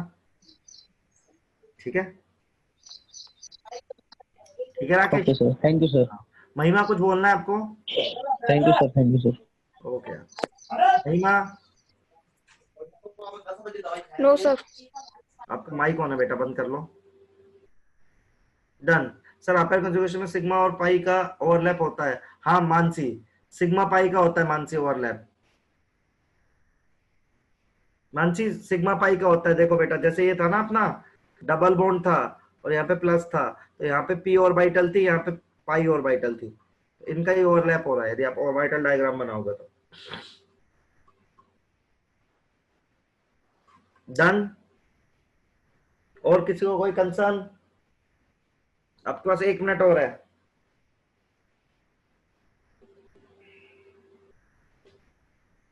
चलिए, कोई डाउट नहीं है, बहुत ही अच्छा है. तो या तो आपको पूरा समझ में आ गया, तो आपको कुछ नहीं समझ में आया. ठीक है, तो अब हम स्टार्ट कर रहे हैं GOC2 यहां से, राइट. तो देखो, कोई भी एक बॉन्ड होता है ना, जैसे A और B के बीच में कोवेलेंट बॉन्ड है, तो 2 तरह से टूटता है यार. ठीक है। एक को बोलते हैं अपन होमोलाइटिक ब्रेक, एक होता है हेट्रोलाइटिक। होमोलाइटिक का मतलब होता है कि ए बी अपना इलेक्ट्रॉन लेके चला गया, बी भी अपना इलेक्ट्रॉन लेके चला गया। हेट्रोलाइटिक में क्या होता है कि ए बी का इलेक्ट्रॉन लेके चला गया, इसलिए उसमें माइनस आ गया और बी के इलेक्ट्रॉन छिन गए, या उल्टा। मतलब हेट्रोलाइट में बराबर इलेक्ट्रॉन बढ़ जाते हैं। एक मैंने दिया था बॉन्ड बनाने से पहले भाई, एक ए ने दिया था एक बी ने दिया था, तो हाफ हाफ कट गया तो ये आ गया। लेकिन हेट्रोलाइटिक में क्या होता है कि आपका जो इलेक्ट्रॉन है वो कोई एक आदमी लेके चला जाता है। ठीक है, तो इससे इससे जो बनता है ना, इनको बोलते हैं रिएक्शन इंटरमीडिएट। जब बॉन्ड टूटता है तो हम क्या पढ़ रहे हैं बेसिकली, रिएक्शन इंटरमीडिएट। तो इससे जो बनता है ना, इस प्रोसेस से जो बनता है, that is known as free radical. और इससे जो बनता है बोलते हैं कार्ब एनायन, इसको बोलते हैं अपन carbocation. This is carb anion and this is carbocation. तो यदि कोई बॉन्ड टूटता है तो उससे कुछ इंटरमीडिएट्स बनते हैं, एंड इंटरमीडिएट्स आर लाइक कि होमोलाइटिक से बनेगा या हेट्रोलाइटिक से बनेगा। तो जो होमोलाइटिक से बनेगा उसको अपन बोलते हैं फ्री रेडिकल, और जो ऐसे बनेगा उसको बोलते हैं अपन बेसिकली या तो कार्बोकैटायन या तो। अब अपन को ये तीनों पढ़ने हैं, ठीक है, कार्बोकैटायन कार्बोनायन ये। तो स्टार्ट कर रहे हैं अपन सबसे पहले फ्री रेडिकल से।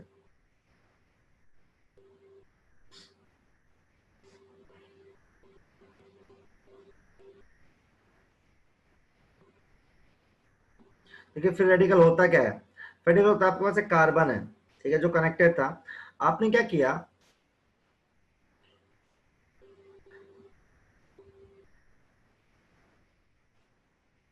कोऑर्डिनेट बॉन्ड से होगा तो लड़के प्लस माइनस बनेगा राकेश।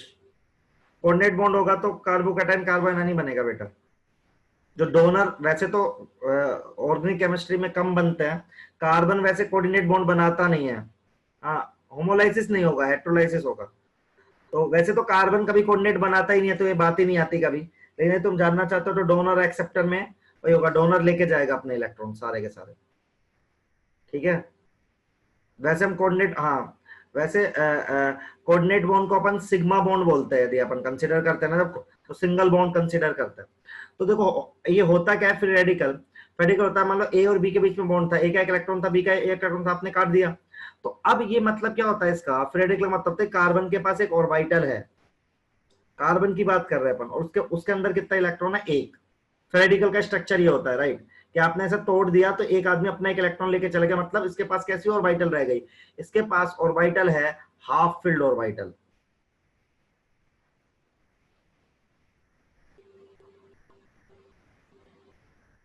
ठीक है, तो पहला पॉइंट, अब इस पर पॉइंट लिखना स्टार्ट करते हैं। तो ये फ्री रेडिकल का स्ट्रक्चर होता है। पहला पॉइंट क्या है, इसके पास हाफ फिल्ड होती है, तो इसके पास ओड इलेक्ट्रॉन होता है। क्या होता है इसके पास, ओड इलेक्ट्रॉन। इसीलिए हमेशा कैसा रहेगा, ओड वाले को मतलब अनपेयर्ड, मतलब कि ये रहेगा पैरामैग्नेटिक।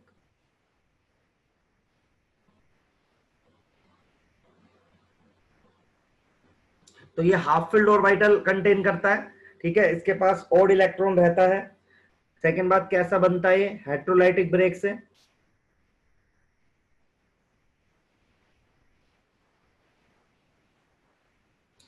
थर्ड थिंग, ये कहां कब बनता है, इन प्रेजेंस ऑफ, ये आपको याद करना पड़ेगा, सनलाइट,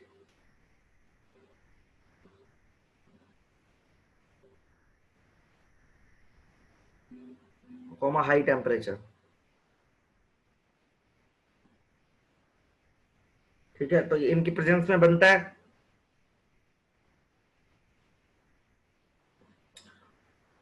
तो क्या बोल रहे हैं, हाँ बताओ sir. Sir homo, sorry sorry sorry sorry sorry, हाँ हाँ हाँ मैंने गलत लिख दिया है।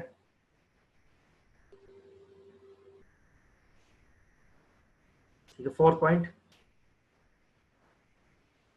हाइब्रिडाइजेशन।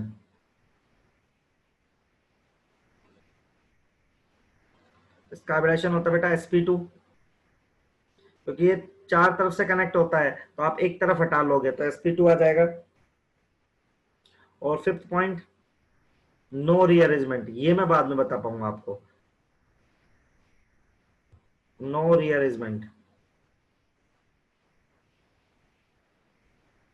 ठीक है, तो 5 पॉइंट आप चेक कर लीजिए। पहली बात, फ्री रेडिकल ऐसा होता है जिसपे कार्बन है उस पर एक इलेक्ट्रॉन रहता है, मतलब कि हाफ फिल्ड ऑर्बिटल रहती है। तो हाफ फिल्ड ऑर्बिटल है तो इसमें ओड इलेक्ट्रॉन है, ओड इलेक्ट्रॉन है मतलब वो पैरामैग्नेटिक है, होमोलाइटिक ब्रेक से बना है सिंपली। ठीक है, आपका बनता है इन प्रेजेंस ऑफ सनलाइट या हाई टेम्परेचर बनता है ये। ठीक है, और फाइनली ये हाइब्रिडाइजेशन इसका sp2 होता है यार, और नो रीअरेंजमेंट। ये फिफ्थ पॉइंट मैं बाद में एक्सप्लेन करूंगा, आप देख लीजिए एक बार।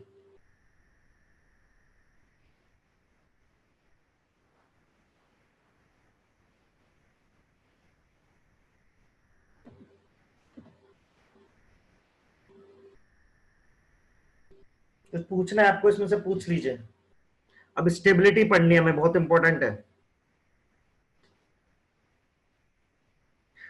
तो देखो यार, मैं आपको एक बात बताऊं, हो गया सबका? तो पूछना है किसी को?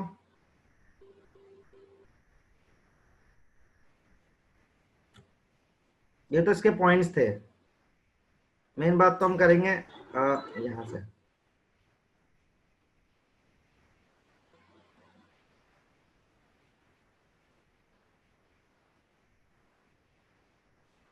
Stability of free radical. तो देखो यार, देखो अभी एक बात मेरी ध्यान से सुनना, ये फ्री रेडिकल रिएक्टिव क्यों है, खुद सोचो। क्यों रिएक्टिव है? क्योंकि कार्बन है, इस पर एक ऑर्बिटल है जो कि हाफ फिल्ड है, तो ये अपनी हाफ फील्ड ऑर्बिटल होने के कारण रिएक्टिव है। कार्बन के ऊपर क्या है, हाफ फील्ड ऑर्बिटल है, इसीलिए रिएक्टिव है। पॉइंट ये आता है हाफ फील्ड है तो रिएक्टिव है, तो हम क्या करें, जैसे मान लो मैं भूखा हूं, मैं मेरे को मानो आप, मेरे पास एक हाफ फील्ड ऑर्बिटल है जिसकी वजह से मैं रिएक्टिव हूं, तो आप मुझे खाना दे दो, मतलब मुझे इलेक्ट्रॉन्स दे दो, तो कौन कौन से इफेक्ट इसको स्टेबलाइज करेंगे, जो इलेक्ट्रॉन देंगे, तो कौन कौन करेंगे? सबसे पहले बताओ, प्लस एम माइनस एम में से कौन करेगा? प्लस एम इलेक्ट्रॉन देता है, तो प्लस एम या रेजोनेंस, सबसे पहले इसको क्या करेंगे, स्टेबलाइज करेंगे। दूसरे नंबर पे बताओ, हाइपर कॉन्जुगेशन, वो तो मैंने आपको सिखाया था, फ्री रेडिकल में हाइपर कॉन्जुगेशन होता है। तीसरे नंबर पे इलेक्ट्रॉन देने वाले स्टेबल करेंगे, तो तीसरे नंबर पे कौन है अपन को, प्लस आई। देखो कैसे पहचाना, मैंने फिर से बताऊंगा, आपको याद रखने की तर्क नहीं है। आप सिंपल ये सोच सकते हैं कि ये मैं एक ऐसा आदमी हूं, जिसके पास हाफ फिल्ड ऑर्बिटल है। ठीक है, मतलब मैं भूखा हूं, मेरे पास 2 रोटी होनी चाहिए, मेरे पास एक ही रोटी है, तो यदि मुझे आपको शांत करना है तो मुझे आप एक रोटी और दे दो, तो आप क्या करोगे, ऐसे इफेक्ट्स लगाओगे जो इसको क्या दे रहे होंगे, इलेक्ट्रॉन दे रहे होंगे। जैसे एम में आप देखोगे, याद करोगे, सर एम में दो होता है, plus M minus M, plus M donating होता है, तो आ गया। हाइपर कंजुगेशन मैंने आपको सिखाया था, फ्री रेडिकल में होता है, और प्लस आई। क्लियर सबको? जैसे जैसे मैं आपको बताता हूं, जैसे बोलते हैं 3 तरह के फ्री रेडिकल होते हैं, 3 डिग्री होता है, 2 डिग्री होता है, 1 डिग्री। 3 डिग्री का मतलब क्या होता है बेटा, कि ऐसे,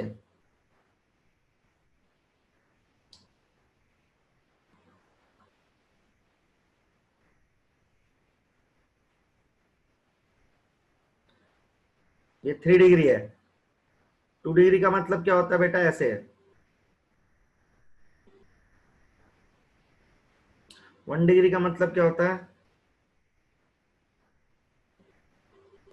तो स्टिन की स्टेबिलिटी ऑर्डर कैसे देखेंगे, देखो इसमें, देखो सब लोग ध्यान से देखो, आप इसमें लगा सकते हो, सबसे पहले इसमें आप लगा सकते हो अल्फा एच, क्योंकि पहले नंबर पे रेजोनेंस है, ऐसे चेक करना है, पहले नंबर पे रेजोनेंस किसी में भी नहीं हो रहा है, या मीजोमेरिक।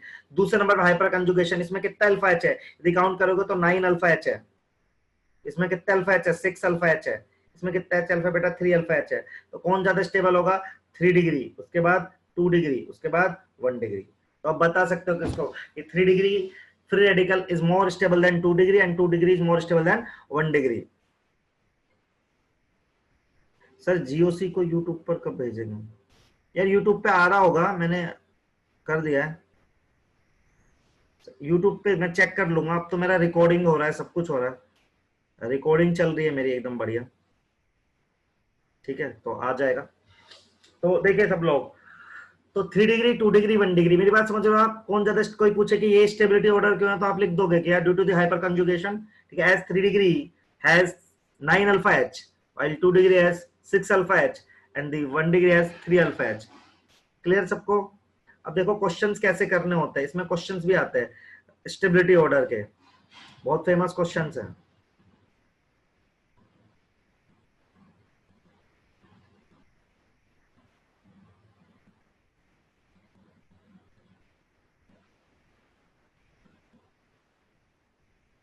ठीक है, जैसे सब लोग ध्यान से सुनो, सुनना आप, ये क्वेश्चन तो आप करके बताओ मुझे।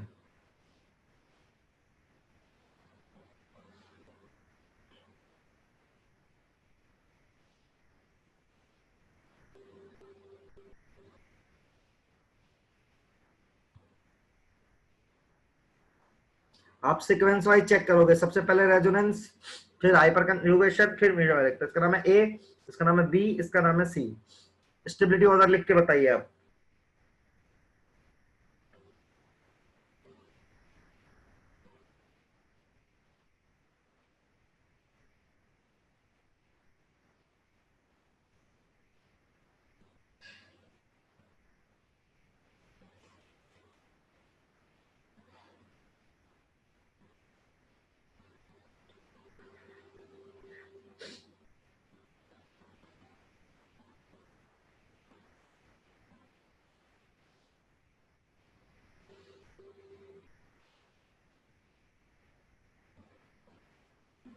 आंसर आ गया, सी बी ए, लास्ट स्लाइड, ले लड़की।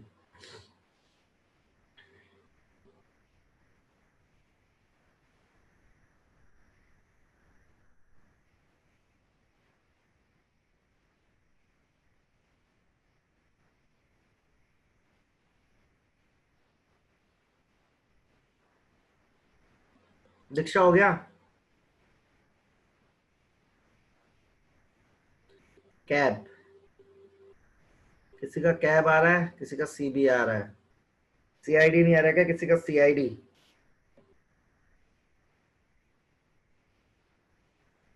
आ जाओ भाई लोग। तो देखो मैंने सबसे पहले, मैं देखो सवाल करने का तरीका देखना सब लोग।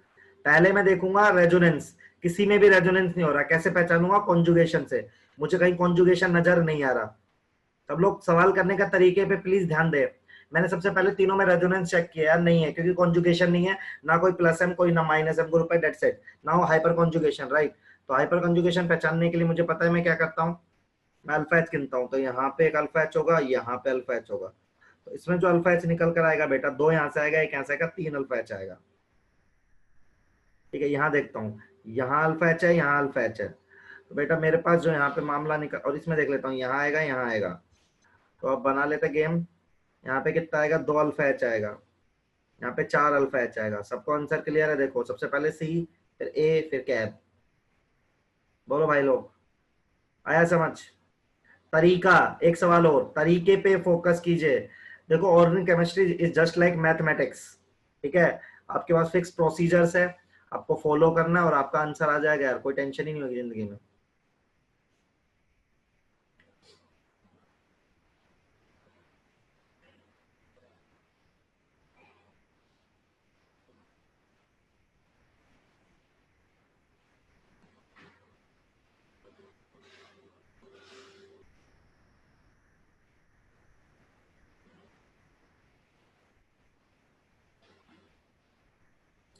अरे यार बेंजीन नहीं बनता एक तो।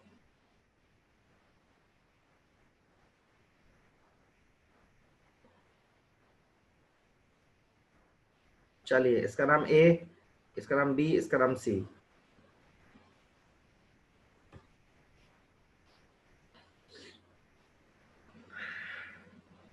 सोचो,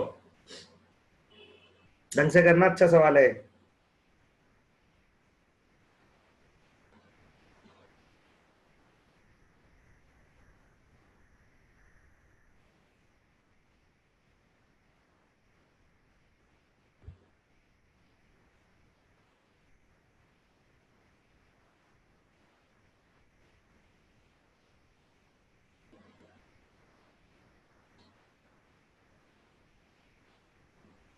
CAB सबसे अच्छा सी है। अल्फा एच कैसे पहचानेंगे? सयाली कौन से क्वेश्चन पूछ रही हो बेटा? अपने आप को अनम्यूट करके पूछो यार। तुम लड़की बताओ क्या दिक्कत है तुम्हें? सर अल्फा एच कैसे पहचानते हैं? अल्फा कैसे पहचानेंगे? हम्म, तो लड़की फ्री रेडिकल से अगले कार्बन पर जाएंगे, जहां पे भी फ्री रेडिकल है उससे अगले कार्बन पर जाएंगे। If that hmm, carbon is sp3। sp3 पहचानना आता है तुमको? हाँ।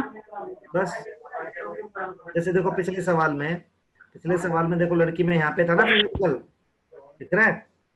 हम्म, देखा, ये फ्री रेडिकल था, दिख रहा है ना?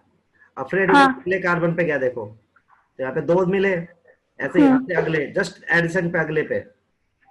यहाँ पे दो मिले। समझी? समझी क्या लड़की? हम्म, ठीक है, आप ये वाला सवाल करो।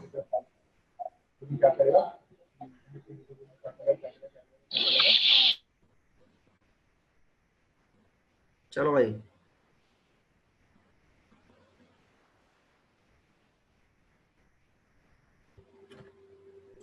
ए बराबर बी नहीं आएगा लड़की।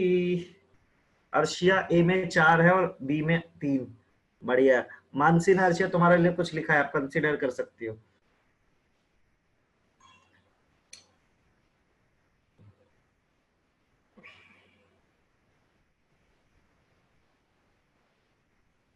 निकालो यार आंसर, कुछ गड़बड़ है। हाईएस्ट सी तो नहीं आएगा।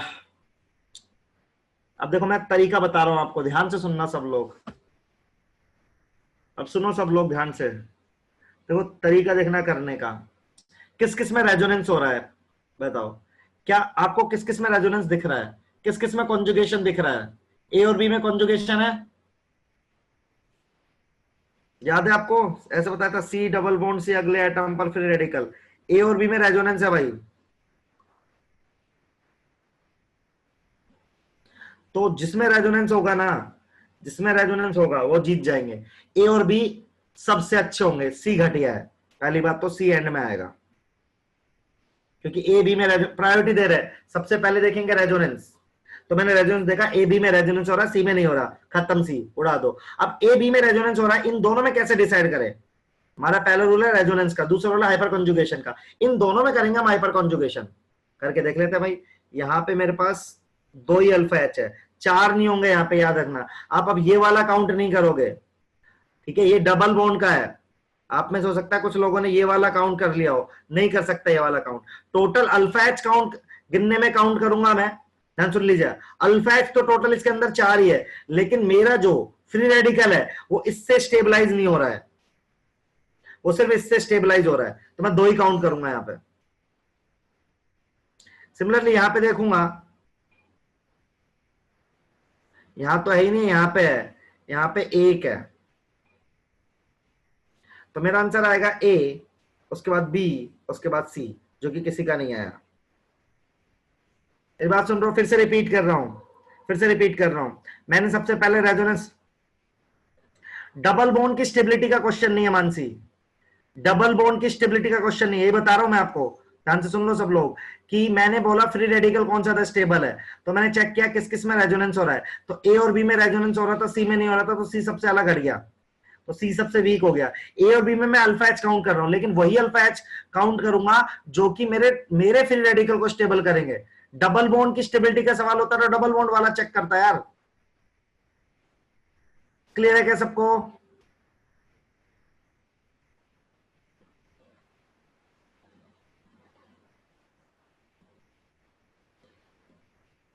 चलो एक काम करते हैं, एक क्वेश्चन और करते हैं, रुको, अभी मत पूछना इसमें से कुछ, एक सवाल ही करो आप अलग, समझ में आएगा। मैं थोड़ा और डिस्टिंग्विश, मैंने थोड़ा ज्यादा टिपिकल दे दिया वो, मैं थोड़ा और अच्छे से बना के देता हूँ।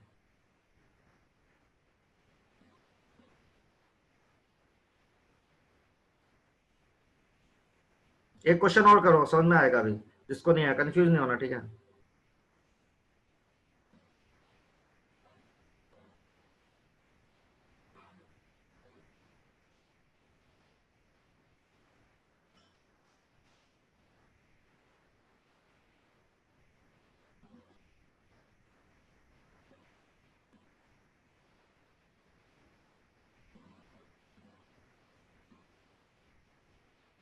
इसका नाम ए, इसका नाम बी, इसका नाम सी। ये करो, थोड़ा आसान है, ज्यादा समझ में आएगा। ट्राई कीजिए सब लोग।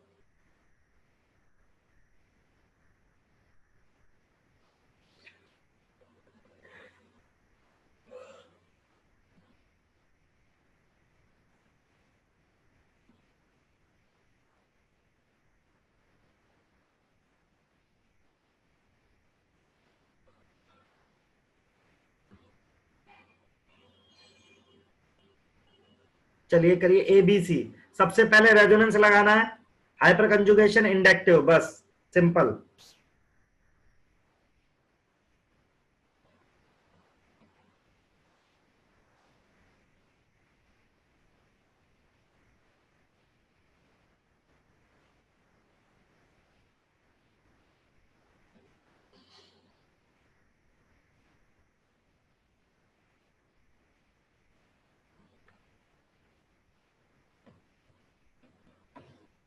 ए बी सी, बी बराबर सी।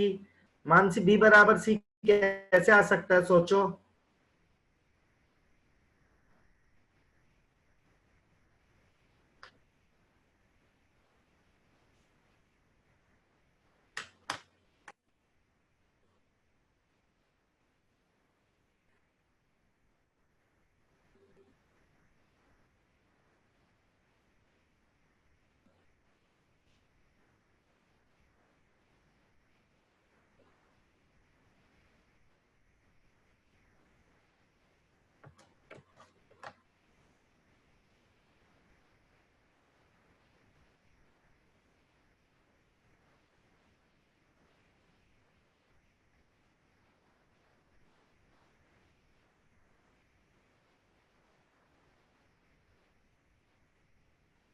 ए बी सी, चलो मैं भी चेक कर लेता हूं। सबसे पहले देखो, इसमें रेजोनेंस हो रहा है, इन दोनों में रेजोनेंस नहीं हो रहा, तो ए जीत गया। अब बी और सी में डिसाइड करते हैं अल्फा एच से बेटा। तो बहुत आसान है, तरीके से चलोगे तो। आ जाओ यहाँ पे अल्फा एच है, इसमें यहाँ पे अल्फा एच है, इसमें 4 अल्फा एच है, इसमें 2 और 3 अल्फा एच है।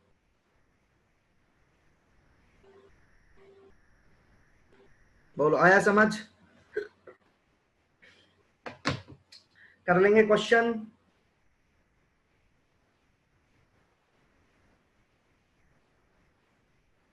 एक क्वेश्चन लास्ट दे रहा हूं, चलो मजा आएगा ये क्वेश्चन करके। इंडक्टिव इफेक्ट वाला क्वेश्चन देता हूं, ठीक है? आपको अच्छा लगेगा ये क्वेश्चन। मुझे एक सेकंड दो बस, क्वेश्चन बना लूं मैं।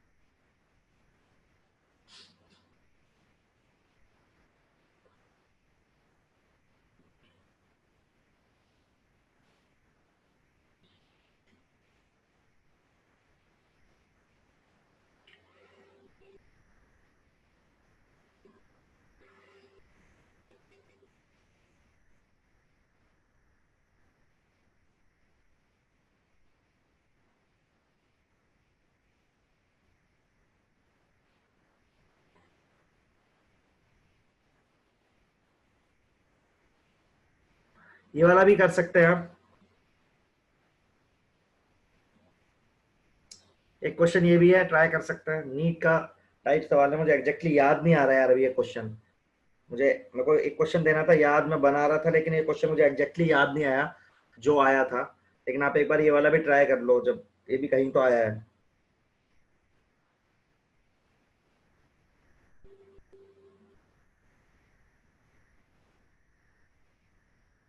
आंसर अल्फा एच का, ये तो सीधा मेरे को समझ में आ रहा है। अल्फा एच काउंट करने से आ रहा है तो, है ना? हाँ, अल्फा एच काउंट करने से आ गया ये तो। ठीक है, वो क्वेश्चन मुझे अभी याद नहीं आ रहा है, कोई बात नहीं, बाद में कर लेंगे। चलो, तो इतना समझ में आ गया सबको? क्लियर है यार? तो आगे अपन अब कार्बोकैटायन कार्बोएनायन वाले चीज पढ़ेंगे। तो इतना क्लियर है। तो आज की क्लास हम ये और करेंगे, ठीक है। तो आज हमें पढ़ना था, नेक्स्ट में हम पढ़ेंगे। किसी को दिक्कत है तो पूछ सकता है। एबीसी आंसर है राइट इसका। तो बेसिकली इसमें आपको अल्फा एच काउंट करने थे यार, मैं बताऊं तो आपको। तो अब सिंपल है, यहाँ पे अल्फा एच है, सॉरी पेन दूसरा लेता है। यहाँ पे अल्फा एच है, यहाँ पे अल्फा एच है, यहाँ पे अल्फा एच है। 3 2 5 2 7, यहाँ 7 अल्फा एच है। यहाँ पे 1 और 2, यहाँ पे 3 है, यहाँ पे 1 है, ठीक है। तो किसी कुछ पूछना है पूछ सकता है, नहीं तो हम क्लास ओवर कर रहे हैं आज की, ठीक है। तो ये नोट्स मैं अभी अपलोड कर देता हूँ, बाकी ठीक है यार। फिर थैंक यू सबको, फिर मिलते हैं अपन कल। किसी कुछ पूछना है तो पूछ सकता है अभी, ठीक है।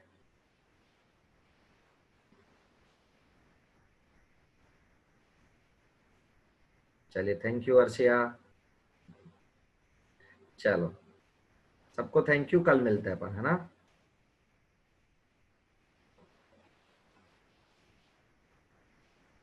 ओके थैंक यू सबको। चलो बढ़िया है, मैं भी चाहता हूँ आपके कंसेप्ट क्लियर हो जाए और आप अच्छे से नीट का एग्जाम दें, यही मेरा मोटो भी है, ठीक है। चलो ओके यार, फिर बाय सबको।